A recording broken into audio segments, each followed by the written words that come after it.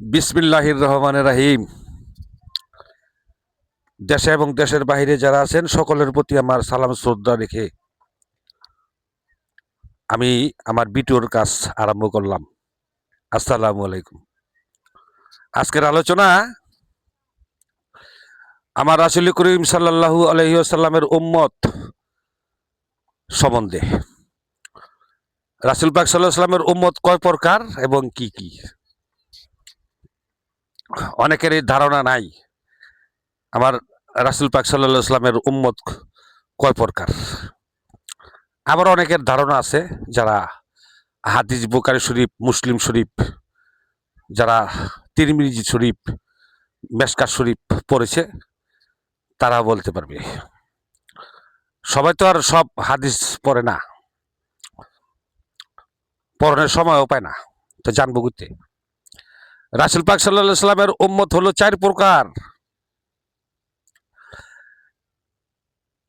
এক প্রকার উম্মত হলো কমলা লেবুর সুদৃশ্য। কমলা লেবু খেতে সুস্বাদু, এর স্বাদ আছে, তার ঘ্রাণ আছে।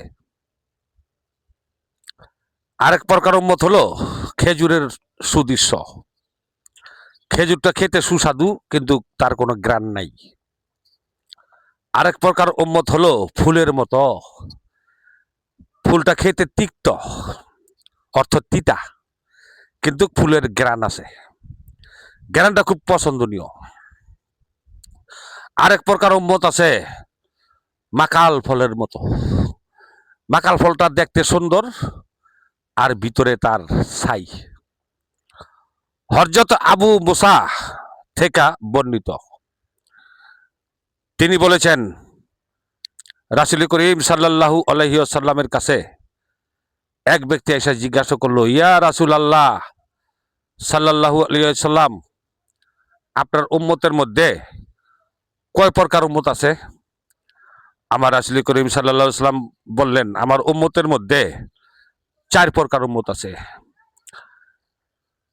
তখন ওই লোক জিজ্ঞাসা করলো, ইয়া রাসূলুল্লাহ, তাহলে এটার ব্যাখ্যা একটু বুঝায়া বলবেন কি?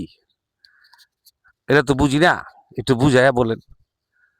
তখন আমার রাসূল করিম সাল্লাল্লাহু আলাইহি ওয়াসাল্লাম বললেন, যারা এই দুনিয়াতে কোরআন শরীফ শিক্ষা দিল, নিজের শিক্ষা পাইলো, যারা কোরআন পড়লো, যারা আরেকজনদের শিক্ষা দিল, যিনি 5 ওয়াক্ত নামাজ পড়লো, হজ করলো, যাকাত দিল, রোজা থাকলো, তার সুদৃশ্য হলো কমলা লেবুর সুদৃশ্য।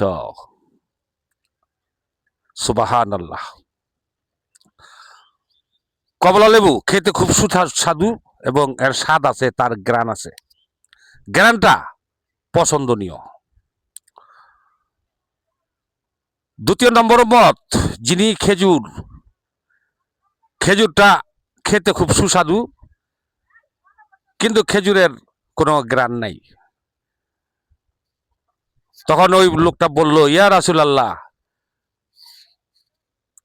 খেজুরের ঘ্রাণ নাই কে? কয় উনিও মুমিন, 5 ওয়াক্ত নামাজ পড়ে, রোজা করে, হজ করে, যাকাত দেয়, সবই ঠিক, কিন্তু কোরআন শরীফটা পড়তে পারে না।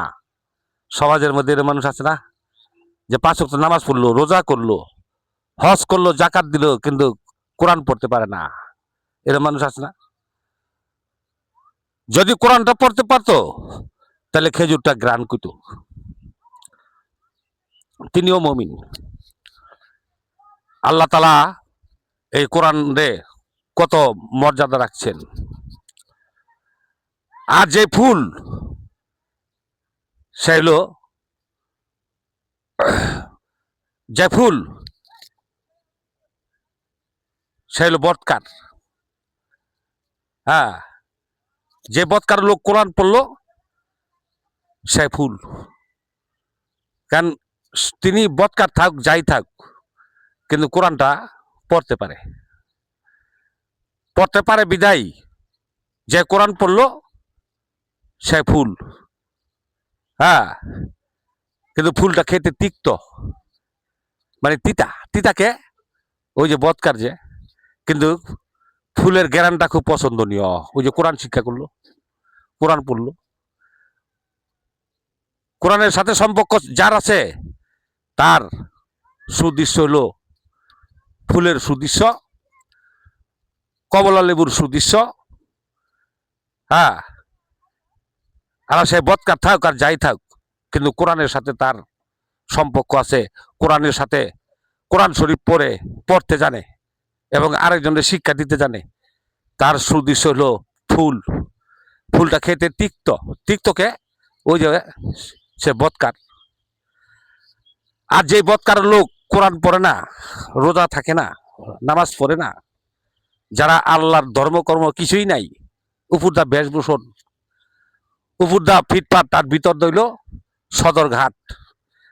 তার মানে মাকাল ফলটা সেটা হলো মাকাল ফল। মাকাল ফলটা হলো উপর দা দেখতে সুন্দর, আর ভিতরে তার ছাই অর্থ কালা, ভিতরে বিশ্রী। হ্যাঁ, আর উপর দা অনেক সুন্দর মাকাল ফল। হ্যাঁ, সে বৎকার যে, তার ভিতরে এলেম নাই, কালাম নাই, নামাজ নাই, রোজা নাই, উপর দা ফিটপাট আর ভিতর দিল সদরঘাট। এই 4 প্রকার উম্মত আমরা এই দুনিয়াতে, এই সমাজে বসবাস করতেছি। হ্যাঁ, যে কোরআন শিক্ষা দিল তার হইল কমলা লেবুর সুদৃশ্য। আর যে ব্যক্তি মমিন, যে ব্যক্তি আল্লাহর কাম করে, কোরআনটা পড়তে পারে না, সে হইল এই খেজুর। আর যে বৎকার লোক কোরআন পড়ে, সে হইল ফুল। হ্যাঁ, আর যে বৎকার লোক কোরআন পড়ে না, নামাজ পড়ে না, রোজা থাকে না, তার সুদৃশ্য হলো মাকাল ফলের সুদৃশ্য। আমরা এই সমাজের মধ্যে এই 4 প্রকার উম্মত এই দুনিয়াতে আমরা আছি। হাদিস বুখারী শরীফ 7042 নম্বর হাদিস নাম্বার, হাদিস বুখারী শরীফ 10 খণ্ড। আমার আলোচনা আমি এ পর্যন্ত শেষ করলাম। আপনারা ভুল ত্রুটি হলে নিজ গুণে ক্ষমা দৃষ্টিতে দেখবেন, এ বলে আমি বিদায় নিলাম। আসসালামু আলাইকুম ওয়া রাহমাতুল্লাহি ওয়া বারাকাতুহু।